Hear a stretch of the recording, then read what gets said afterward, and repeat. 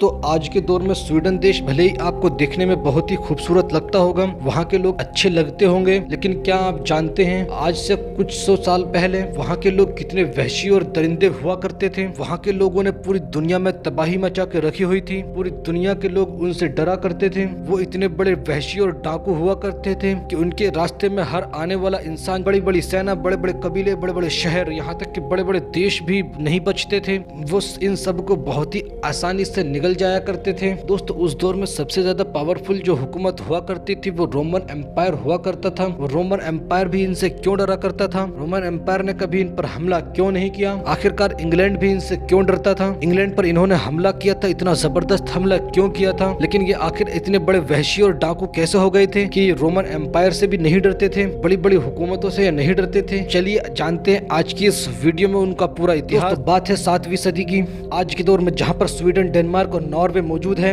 वो जगह स्कैंडिनेविया नाम से जानी जाती थी।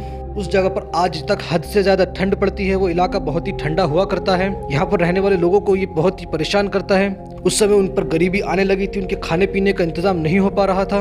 वो सामान के लिए इधर उधर भागा करते थे और अपनी गरीबी को लेकर सोचकर परेशान हुआ करते थे। वो छोटे बड़े कबीले बनाकर रहते थे। वो अक्सर मछलियां समंदर से पकड़कर खा लिया करते थे। वो अक्सर जंगलों में ही रहा करते थे। उनको जंगली डाकू भी कहा जाता था। लेकिन धीरे धीरे वो अपने इस एरिया से बाहर निकलने लगे और अपने खाने पीने के लिए बाहर जाने लगे। और सफर के दौरान कुछ भी परेशानियां न आए, बहुत सारा माल इकट्ठा कर लेते थे। आसपास से गुजरने वाली छोटी बड़ी नावों को लूट लिया करते थे। हर जगह पर लूटपाट मचा दिया करते थे। वो लूटने में इतने परफेक्ट हो गए थे कि बड़े बड़े नावों को भी लूट लिया करते थे। इसी तरह उन्होंने अपनी ताकत को बढ़ाना शुरू कर दिया था। जिस रास्ते से वो गुजर रहे हो, उस रास्ते में अगर उनको कोई काफिला मिल जाता था या फिर कोई सेना की टुकड़ी भी मिल जाती थी तो उनको भी लूट लिया करते थे। इसीलिए उनको वाइकिंग कहा जाने लगा। और इसी तरह वो इतने ताकतवर हो गए थे कि जिस समुद्री रास्ते से गुजरते थे उस रास्ते में पड़ने वाले हर नाव को लूट लेते थे। वो जहाँ जाते थे वहाँ जमकर छापा मारते थे और पूरे पूरे कबीलों या गाँव को लूट लेते थे। इसी तरह वो इतने पावरफुल हो गए थे कि बड़े बड़े शहरों पर भी छापामारी शुरू कर दी थी। इन्होंने पूरे पूरे शहर को लूटना शुरू कर दिया था। पूरे पूरे शहर को लूटते वक्त ये कुछ भी नहीं छोड़ते थे। जो भी इनके रास्ते में आता था वो इतना बुरा मारा जाता था कि उनकी नस्लें आज तक याद रखती हैं। उनकी दरिंदगी की कोई भी लिमिट नहीं थी। क्या सैकड़ों, क्या हजारों, क्या लाखों, न जाने कितने लोगों को उन्होंने मौत के घाट उतार दिया था। उन्होंने पूरे पूरे शहर को जला करके राख कर दिया था। उन शहरों को नेस्तो नाबूद कर दिया था। जिस जगह जाते थे उस जगह खून की नदियां बहने लगती थी।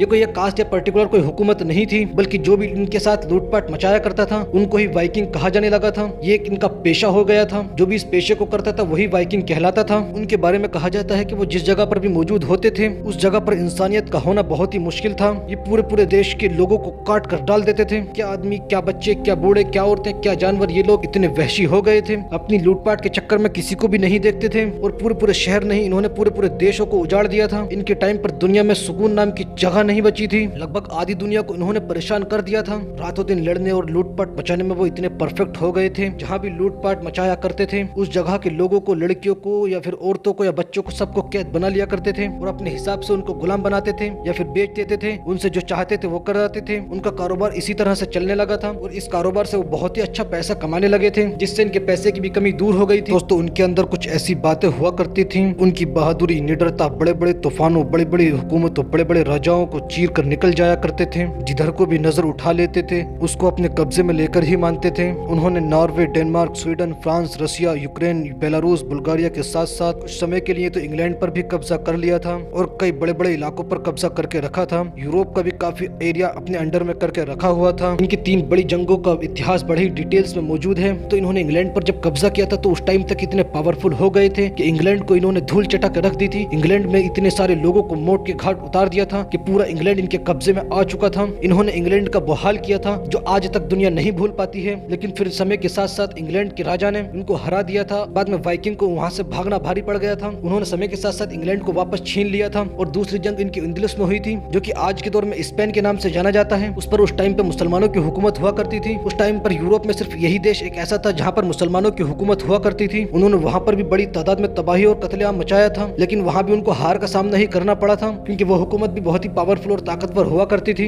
इनका तीसरी वाली जो जंग है वो बड़ी ही दिलचस्प है, क्योंकि लूटपाट मचाते हुए, कत्ल करते हुए, लोगों को मारते हुए, गुलाम बनाते हुए यूरोप में इतनी अंदर तक घुस चुके थे कि वेजेंटाइन एम्पायर के करीब तक पहुंच चुके थे, और बल्कि उनके एक शहर पर हमला भी कर दिया था। आपको मालूम ही होगा उस दौर में वेजेंटाइन हुकूमत कितनी पावरफुल हुआ करती थी, जो कि वेजेंटाइन एम्पायर में भी ईसाइयों की हुकूमत हुआ करती थी, लेकिन ये इतने खोखार हुआ करते थे कि वेजेंटाइन एम्पायर इन पर खुद ही हमला नहीं करता था। ये लोग जहाँ पर भी जाते थे अपना कब्जा करते थे और अपने पुराने धर्म नार्स धर्म को ही फैलाते थे। कुछ समय बीतता गया और ये यूरोप में फैल गए थे। फिर यूरोप में फैलने के बाद वहाँ पर ईसाई धर्म बहुत ही तेजी से फैल रहा था, जिसके बाद ये भी ईसाई हो गए थे। यही नहीं, ये लोग अक्सर मछलियाँ पकड़ते थे और तो दुनिया के लगभग सभी राजाओं हुकूमतों के बाजारों में अपना बिजनेस किया करते थे। यहाँ तक कि वो लोग कई बड़े देशों जैसे ईरान, बुल्गारिया, इस्तांबुल, अफ्रीका, अरब और पूरे यूरोप के साथ साथ अमेरिका तक का अपना सफर करते थे और उनके साथ बिजनेस करते थे। कहा जाता है कि कोलंबस से पहले ही अमेरिका में ये लोग पहुंच चुके थे। वहाँ पर इन लोगों की बहुत सारी नावें और हथियार मिले हैं और अभी भी आए दिन हथियार दुनिया के अलग अलग हिस्सों में मिलते रहते हैं। और लगभग 11वीं सदी में ये लोग खत्म होकर के रह गए थे, क्योंकि लगभग सभी राजाओं ने इनकी चाल को पता लगा लिया था कि किस तरीके से लड़ते हैं, किस तरीके से हमला करते हैं और किस तरीके से दुनिया को तबाह व बर्बाद करते हुए निकल जाते हैं। वो पूरी टेक्निक बड़े बड़े राजाओं ने हासिल कर ली थी, इसीलिए वो फिर इनसे डरा नहीं करते थे और इनको खत्म करके ही माने थे। तो दोस्तों, आपकी क्या राय है स्वीडन के इस इतिहास पर? हमें अपनी राय कमेंट बॉक्स में जरूर देना। दोस्तों, अगर आपको ये वीडियो पसंद आई है तो लाइक करने के बाद चैनल को सब्सक्राइब करके बेल आइकन को प्रेस जरूर से कर लेना, ताकि हर आने वाली वीडियोस की नोटिफिकेशन आपको टाइम पर मिलते रहे। मिलते हैं किसी नई वीडियो में। Take care and bye bye.